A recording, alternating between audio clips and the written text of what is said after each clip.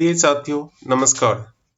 Bank internal promotion exam के important question और record question series के तहत आज क्लास नंबर 8 के जरिए कुछ इम्पोर्टेंट क्वेश्चन पर डिस्कशन करते हैं।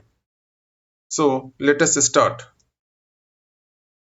पहला क्वेश्चन पूछ रहा है, इन केस ऑफ फ्रॉड, ठीक है, of 3 crore and above 3 crore involving staff, complaint to be lost with. इस क्वेश्चन में पूछ रहा है क्या कि 3 करोड़ या ऊपर से फ्रॉड जिसमें कि स्टाफ का इन्वॉल्वमेंट है, तो वो जो कंप्लेन होगा कहाँ लॉस्ट किया जाएगा इसमें, ठीक है। तो ये जो लॉस्ट होगा कंप्लेन, वो कहाँ लॉस होगा? सीबीआई में। लेकिन ध्यान रखिएगा, ये जो लॉस होगा वो एसीबी ऑफ सीबीआई, कहने का मतलब anti corruption branch of CBI में ये केस कंप्लेन लॉस्ट होगा इसमें। स्टाफ के केस में, अगर ये स्टाफ के केस की बात नहीं होती तो ये जो कंप्लेन है वो लॉस्ट होगा EOW of CBI. EOW already आप लोग वाकिफ होइएगा, economic offence wing of CBI में लॉस्ट होगा। मतलब स्टाफ के केस में एसीबी ऑफ सीबीआई, और अगर स्टाफ इन्वॉल्वमेंट नहीं है तो ईओडी ऑफ सीबीआई में 3 करोड़ से ऊपर का केस लॉस्ट होगा। क्वेश्चन पूछ रहा था स्टाफ के केस में, इसलिए एसीबी ऑफ सीबीआई।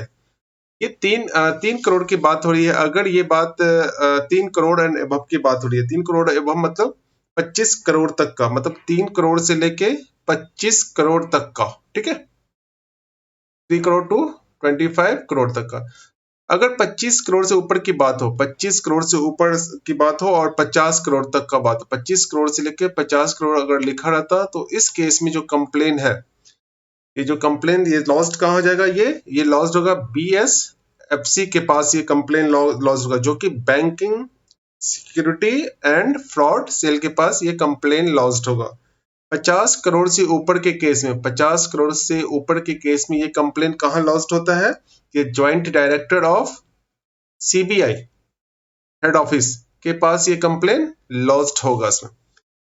इसमें एक चीज है कि 3 करोड़ से ये स्टार्ट कर रहा है, 3 करोड़ से नीचे वाले के केस में भी देखते हैं, मतलब 1 लाख से लेके 3 करोड़ तक का जो केस होगा, ये लॉस्ट कहाँ पे होगा? ये लॉस्ट होता है सीआईडी ईओडब्ल्यू ऑफ स्टेट में। ध्यान रखिए, सीआईडी या ईओडब्ल्यू ऑफ स्टेट में ये लॉस्ट होगा इसमें, ठीक है। नेक्स्ट क्वेश्चन देखते हैं। ये क्वेश्चन बहुत इंपॉर्टेंट है, इस तरह का क्वेश्चन जरूर बैंक में प्रमोशनल एग्जाम में पूछा जाता है। Next question, maximum period of moratorium and tenure of stand up India.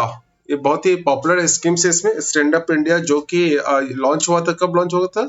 5/4/2016 को ये स्कीम्स लॉन्च किया गया था। बेसिकली इस स्कीम्स में था जो लोन अमाउंट होते हैं, लोन अमाउंट ये 10 लाख से स्टार्ट होते हैं, 10 लाख से कितने तक? 100 लाख, मतलब 1 करोड़ तक के जाते हैं इसमें। इसमें जो लोन दिया जाता है वो SC ST women,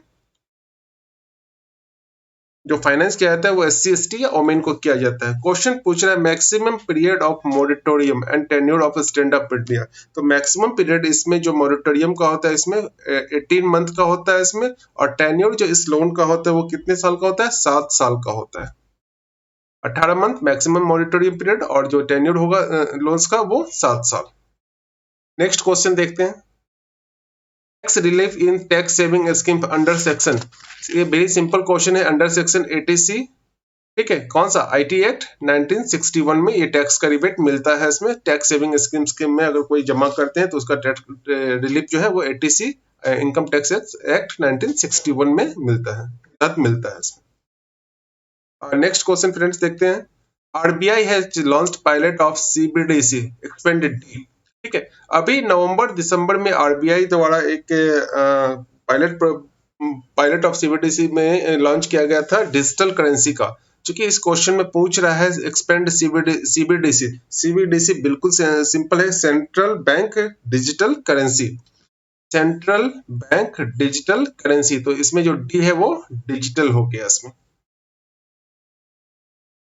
next question है, Indian rupees denominated bonds issued outside India.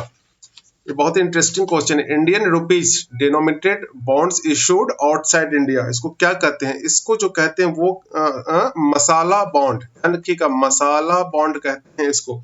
मसाला क्यों?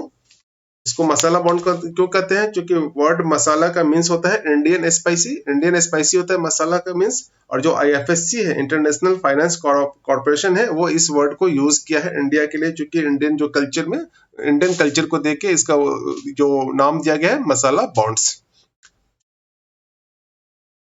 नेक्स्ट है type of digital currency rolled out by RBI recently known as. नवंबर दिसंबर में ऑलरेडी आप लोग वाकिफ है क्या कि डिजिटल करेंसी आया था इसमें, जो कि डिजिटल रुपीज होलसेल और रिटेल करके था इसमें, ठीक है। तो इसका जो आंसर होगा डिजिटल रुपीज, ये डिजिटल रुपीज होगा इसमें, digital rupees wholesale,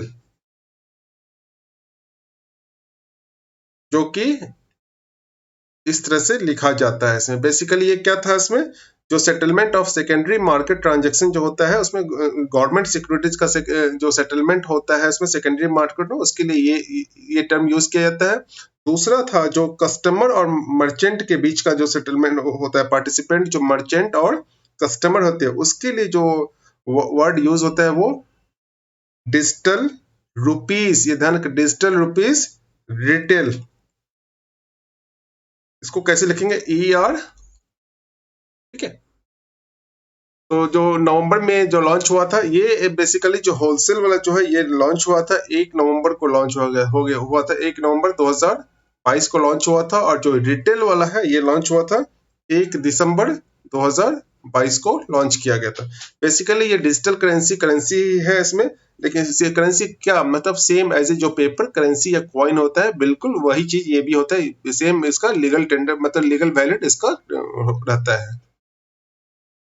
monetary policy committee set up by, monetary committee को सेटअप कौन करता है? जैसे ही हमने मॉनेटरी कमिटी पॉलिसी देखा इसमें, तो अचानक ध्यान हमारा रिजर्व बैंक पे आ जाता है इसमें।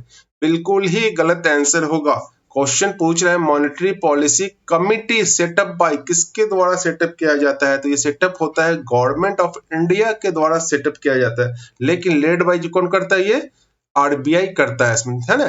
क्योंकि इसमें पूछ रहा है सेटअप बाय, तो setup by government of India, led by अगर रहेगा तो आरबीआई के द्वारा लेड होता है, जहां की रेपो रेट डिसाइड किया जाता है, government of India. Next question friends देखते हैं।